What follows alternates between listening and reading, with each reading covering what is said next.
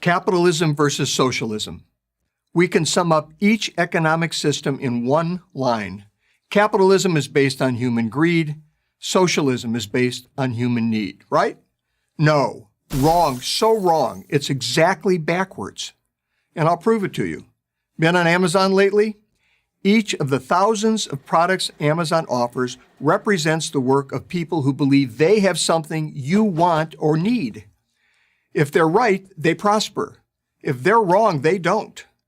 That's how the free market works. It encourages people to improve their lives by satisfying the needs of others. No one starts a business making a thing or providing a service for themselves. They start a business to make things or provide services for others. Now, I speak from personal experience. When I was the CEO of the company that owns Carl's Jr. and Hardee's restaurant chains, we spent millions of dollars every year trying to determine what customers wanted. If our customers didn't like something, we changed it, and fast. Because if we didn't, our competitors would, pun intended, eat us for lunch. The consumer, that's you, has the ultimate power. In effect, you vote with every dollar you spend. In a socialist economy, the government has the ultimate power. It decides what you get from a limited supply it decides should exist. Instead of millions of people making millions of decisions about what they want, a few people, government elites, decide what people should have and how much they should pay for it. Not surprisingly, they always get it wrong. Have you ever noticed that late-stage socialist failures always run out of essential items like toilet paper? Of course, this isn't a problem for those who have the right connections with the right people. Those chosen few get whatever they want. But everyone else is out of luck. Venezuela, once the richest country in South America, is the most recent example of socialism driving a prosperous country into an economic ditch. Now, maybe you think it's an unfair example. I'm not sure why, but okay. We'll ignore the fact that leftist activists celebrated it as a great socialist success right up until it wasn't. But what about Western European countries? Don't they have socialist economies? People seem pretty happy there. Why can't we have what they have?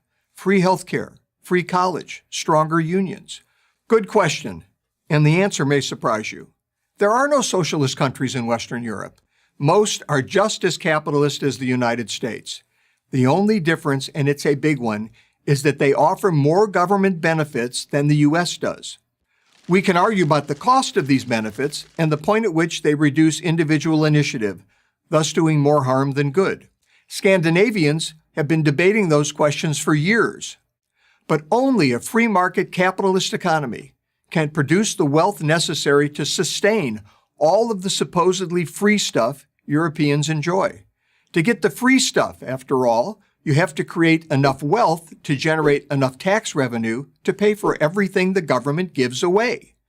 Without capitalism, you're Venezuela.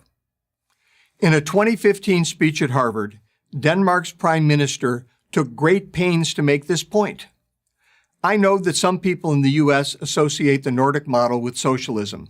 Therefore, I would like to make one thing clear. Denmark is far from a socialist planned economy. Denmark is a market economy. So when you point to Denmark as a paragon of socialism, you're really singing the praises of capitalism. The more capitalism, the less socialism you need. Look at America since 2017. A policy of lower taxes and less government regulation, that's more capitalism, has led to a robust economic expansion, something thought impossible just a few years earlier. Unemployment, notably among minority groups typically most at risk for poverty, is at a generational low. Economic expansion gets people off welfare and into work. That's less socialism. None of this requires a degree in economics. Common sense is all you need. That's why it's so frustrating to see young people praising socialism and criticizing capitalism. It's bad enough that they're working against their own interests. Better job prospects, better wages, personal freedom. But they're also working against the interest of the less fortunate. Capitalism leads to economic democracy. Socialism leads to the economic dictatorship of the elite. Always and everywhere. So beware what you ask for. You just might get it. I'm Andy Puzder, the author of The Capitalist Comeback for Prager University.